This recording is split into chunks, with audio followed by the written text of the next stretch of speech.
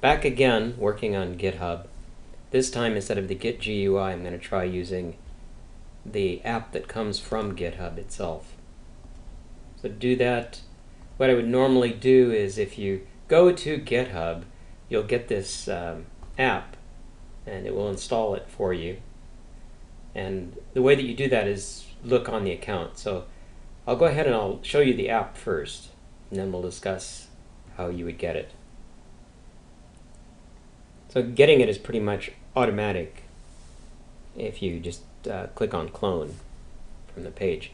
And this is the way the app looks when you first launch it. It really doesn't have any content. It says get started by adding a repository. And how do you do that? Well, I guess you come up here and you have to give the name of a repository. And I'm going to clone something. And it already knows me because when it installed, it had my name. And you can see that I have all of my projects, and then some students have included me in their projects as well. So those are options of things that it knows about already to clone. I could do other things, but this is the basics that I get. And I'm going to try cloning search engine and click on that. So what it should do in response is go ahead and I have to choose where I want this. Oh, I didn't want simple client. Did I click on the wrong thing? Let me do this again. Search engine was what I wanted. So I want to clone that. And where do I want to put it? I'm going to put it on the desktop. And having selected that, it's going out to GitHub and finding the source code and the various files. And it's actually more complex than you see most of the time because it has lots of differences between the originals and then updates. What I can see is, oh, there's the last thing that I changed. And I did that not long ago. As you can see, demo text. That's the only thing that I changed, and it's highlighted for me.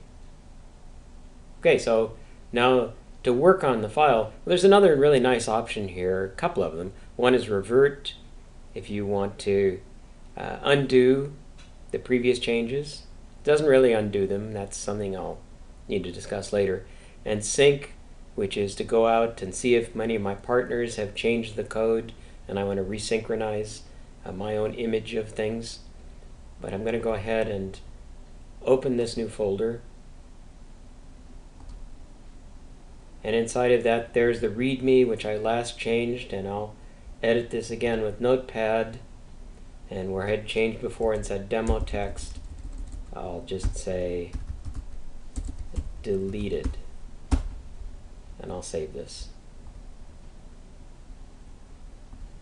And once I save it, then GitHub should notice it. It hasn't noticed it yet. I may have to refresh here. The refreshing, I don't know if the sync thing goes out to GitHub. I don't know if it will look at my local file again. Hasn't seen it yet.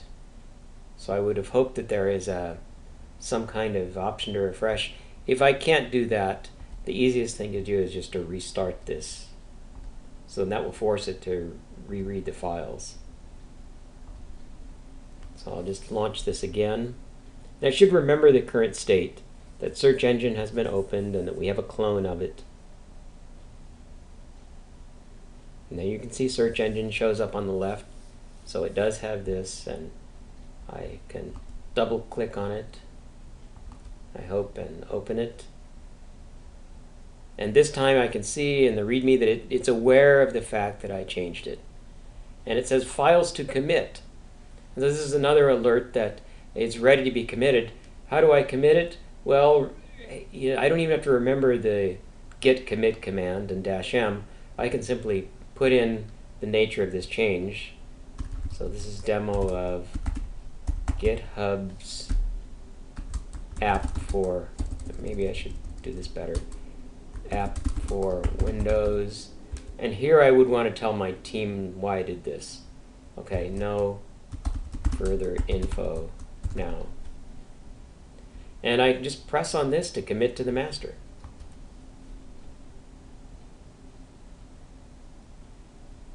then that's pretty easy. No longer do you see ready to commit, it's done.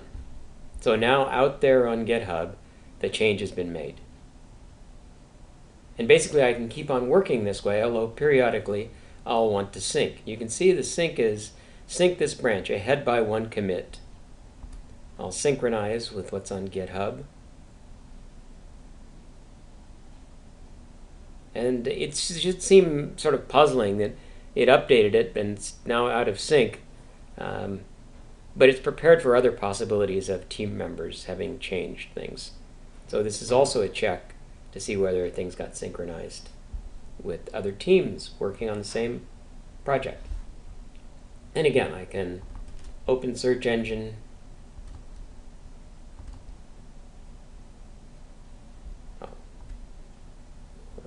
No, that's a nice that it offered, but I'd like to just open this. Oh, here it did it. Okay. So that was I don't know much about this, all of the things, the goodies that are in this GitHub app, but that's basically what it does. Now, how did I get it? So I'll go ahead and throw this away. I'm safe to throw it away because I've got it on GitHub as well.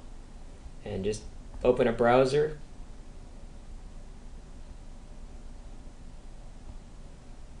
And go to GitHub and probably go ahead and sneak into my own repository. And there's search engine. If I click on search engine, and one of the options I have here that you'll see is download zip or clone in desktop. And if I clone in desktop, that's going to automatically try to see whether I have a GitHub application, and if I don't, appropriate for my hardware, it will offer to download and then I can install the GitHub application. I don't think you can do this except on your own machines. I don't think you'd be able to do this, say, on a departmental machine or some managed hardware. But in case you have your own laptop, this might be an attractive opportunity.